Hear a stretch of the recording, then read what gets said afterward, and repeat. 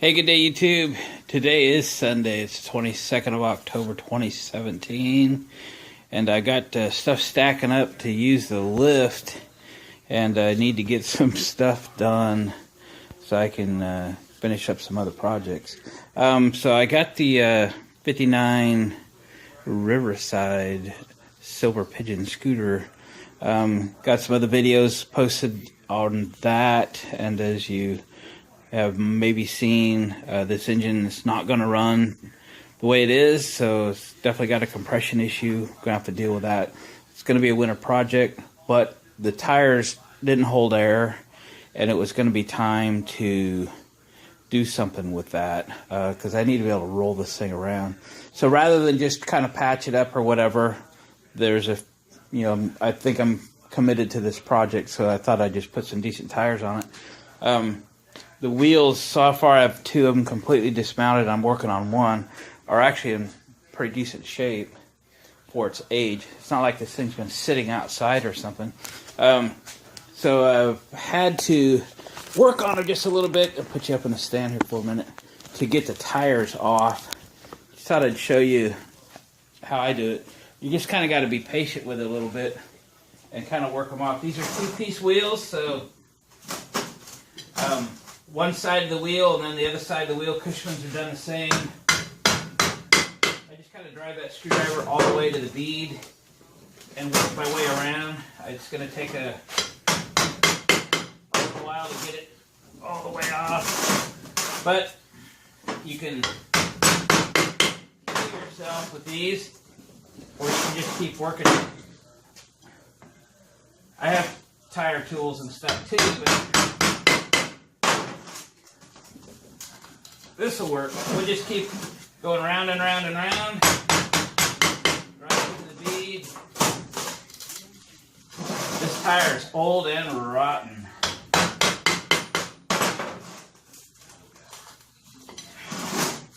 Just keep working. It didn't grow on there. It will come off. I did leave a little air in the tire too. I think it helped. I think we're getting there. See there? Success! I knew it was going to make it. Anyway, now I have to do this to the other side. Yeah! The longer they've been on there, the harder they are, and the more they've sat outside, so this is almost easy compared to some of the riding mowers and ATVs that I have done over time.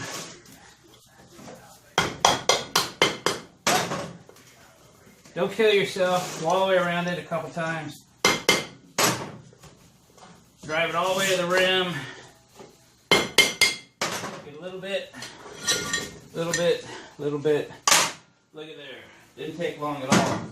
So, take these out for a second. I had to go to Harbor Freight, get some more gloves.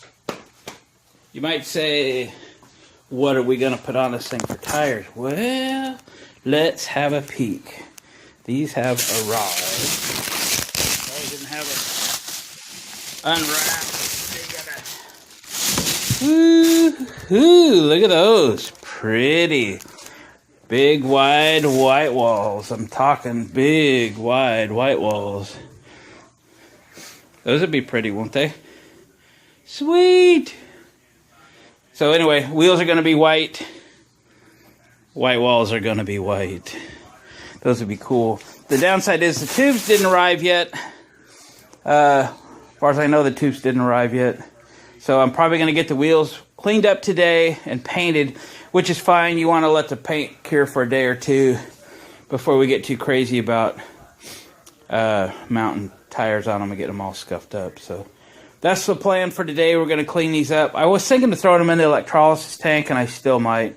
But, there's really fairly light surface rust on them. I can just get them with a wire brush, and I think we'll be okay. I'll spin all the nuts and stuff on the bolts. I have a tank with a 50% mixture, about 60-40, white vinegar and water, about 60% white vinegar and water. I've actually had this concoction for, oh gosh, many years, 7, 8, 9 years without replacing it. It's got about an inch of scum in the bottom of the tank, but hey, still works. I throw those in a little plastic container with like holes and stuff in it, and it'll break all that rust loose and stuff while I'm working on the wheels.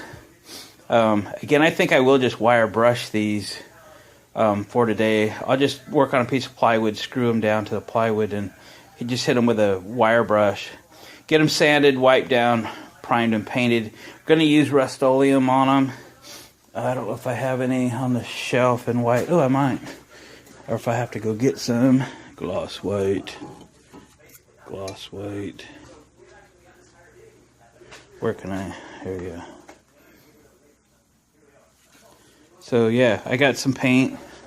I buy primer. If you go to Home Depot and buy 12 cans, that's considered a case. You get a price break, by the way. So when I buy like Rust-Oleum primer, I'm going to use it anyway. I just get 12 cans, and it's a significant savings when you buy it by the case. So I do that. So what else? So the plan is, here's what's happened.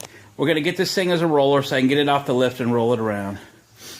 The little John Deere 111, the guy was real honest when he sold this to me, saying that the engine turned over and it actually had a bad crank and the rod is broke and all that. I mean, it's just horrible.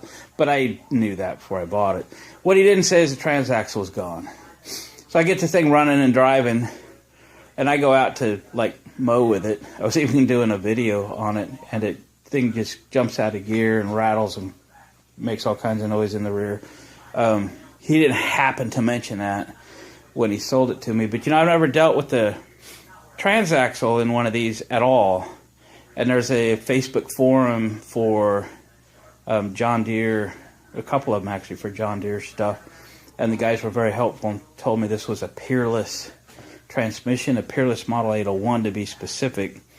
And I found a guy locally who sold me a Peerless transmission. I don't know if it's the right one or not. I won't know that until I get this one out.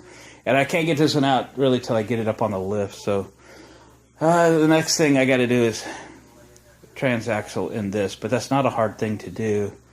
The question I have in my mind yet, will I take the new transaxle apart and have a look at it, or I just throw it in and go? So I haven't figured that one out yet. So that's next. And then you might have seen a couple of my latest videos. Let's walk over into the barn here. Yeah, the step van's in the barn. It's this 83 Goldwing that I bought. I had said previously that I'm not really sure what its future is, if I'm just going to part it out or if I'm going to do something with it. And then, you know, I did get it to run. And then I've been fiddling with it, and, you know, some things that didn't work I have made function. So the headlight works now. Trying to find the high beam switch. Low beam, high beam, low beam, high beam. The headlights work. All the turn signals work. Brake lights work. The radio works. So we can't really play anything, just because YouTube. The digital dash works. All the displays work. There's not much on this thing that doesn't work. The clutch feels okay, although I didn't engage it while I was running it the other day. It didn't run long enough to do that. Front brake feels okay. I haven't touched the rear brake yet because they have a tendency to, when you hit them, they stick and lock up. Right now it rolls around okay. Yesterday I was DJing at a marathon. I had the Scooby van. We got wet yesterday. Me not so much as the van, but man, it was just raining, and I feel sorry for these runners that are out there in the rain, but hey, they chose to do it, so it's their business. But anyway, I was providing music at the halfway point, and there was a group of Harley Davidsons that were escorting the event, and I've done stuff like that before, back when I was in my riding days, and I've always wanted to do that, and I've always wanted to take a bike and really deck it out with just, you know, a million lights and strobes and just be super obnoxious. But all the bikes I've ever had, you know, bought new or nearly new, and I would never drill a hole in them and do stuff like that. But I wouldn't give a rip about this one. And I'm starting to think now that I am going to keep this motorcycle and maybe do escort type activities, weddings, funerals, bicycle running events, that kind of thing. It's really a lot of fun. I've done many of them. It's almost a license to speed, as I say. When you kind of sweep, go from the rear of the event and then ride towards the front of the event, you can be there to offer service and assistance to someone that, you know, may have fell or has an injury or something. You can radio ahead or phone ahead. So you're kind of there as that support, and the people that do in the events really appreciate it. A lot of time it's benefiting a charity, which was the case yesterday. And I usually donate my services for that. It's not about the money. It's about kind of giving back and having fun and meeting people and all that stuff. So that's the deal. I am starting to think now this is a keeper, and we're getting up towards the holidays, so we're towards the end of October now. But November, December, around the holidays, I get a little time off, and I think I'll order up some gaskets, and I think we'll pull this motor apart, take the heads off, and see about replacing head gaskets in it, and hopefully that cures what ails it. And we'll get it back together. If that doesn't cure what ails it, I might hunt for another motor. But this one fired up. It's got 128,000 on the clock. I don't hurt these things at all if they've been maintained. And the way this motorcycle's had every conceivable piece of light and chrome that was ever produced for them put on it, I'm guessing the guy took pretty good care of it. That's my guess. It's already got a trailer hitch on it. It has intercom, it has a CB radio, all factory stuff, all that stuff that I'd like to have. The antennas are missing, but those are $30. Easy. So that's next. So I got to get those other two projects done off the lift, so that by next month I can get this on the lift. And here's the step van ready for some interior work, and I'd love to be working on that. Gosh, I wish I was retired, but I'm not. So this is what I'm having to do. Sorry for rambling, but I thought I'd bring you up to speed what I'm working on, what we're going to work on, and I'll check back with you at the end of the day today, which for me will be 10 hours from now. For you it'll be just a second or two, and show you the wheels all painted up, and we'll let them cure for a couple days. Hopefully my tubes arrive, and then those beautiful wide white walls will be ready to get mounted up and put on the scooter. Oh yeah, you might be questioning why there's three, one for the front, one for the rear, and one for the spare that goes on over the tail light, if you didn't see that earlier. So that's what we got, folks. Thank you guys for commenting, watching my videos, going along on the ride, subscribing, tell your friends. Still trying to make this YouTube channel happen, and trying to build subscribers and get some views, and maybe one day even get them to send me a check or something. That'd be cool. Thanks, guys. Later. Well, we're getting the wheels all in primer. I had them all cleaned up real good. I just wire wheeled them, and on both sides, took them outside and washed them up with used Super Clean on a brush to get the wheels washed both sides. And I put them face side down to paint the backs and the insides, or to prime the insides. And right now I'm just priming the outside of the wheel. So let's get this one, the last one, done, and we'll let them dry real good today. But I want to get these painted today so they can dry tonight and tomorrow.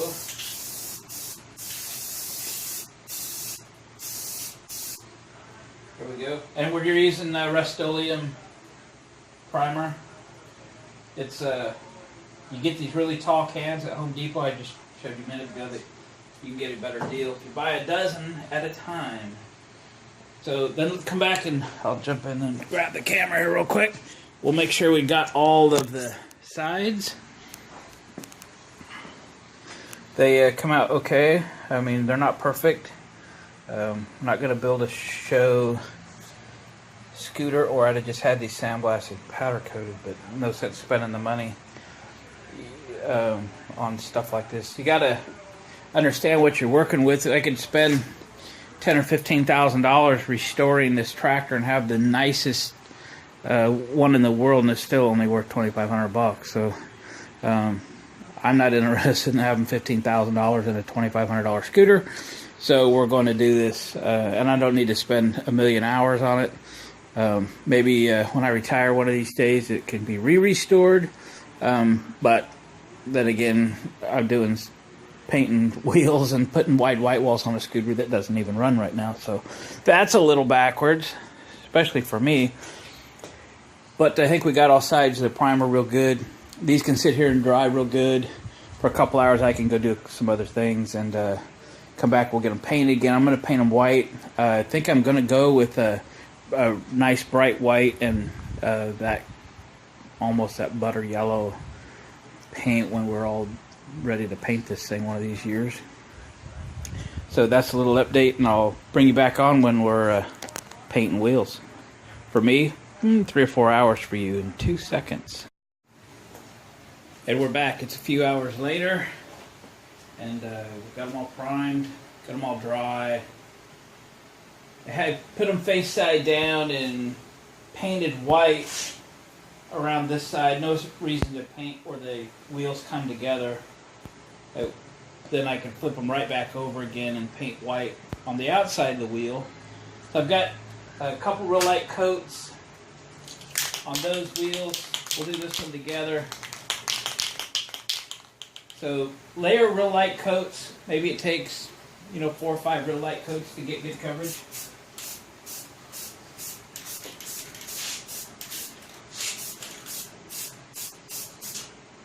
This is just kind of how we roll this.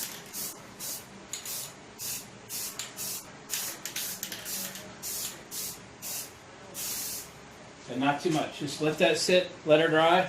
So these got a couple coats on them now, so we'll come back over. They're nice and tacky. So that's about 3 coats.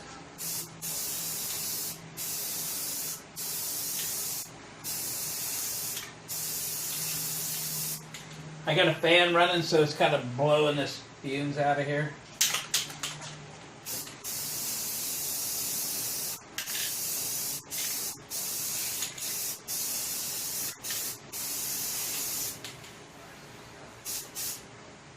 Looking good. We'll do one more coat after this tacks up.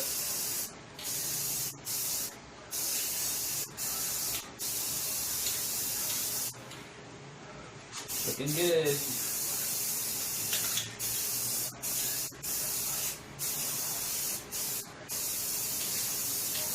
And that one is not ready yet, so we'll let it tack up just a little bit.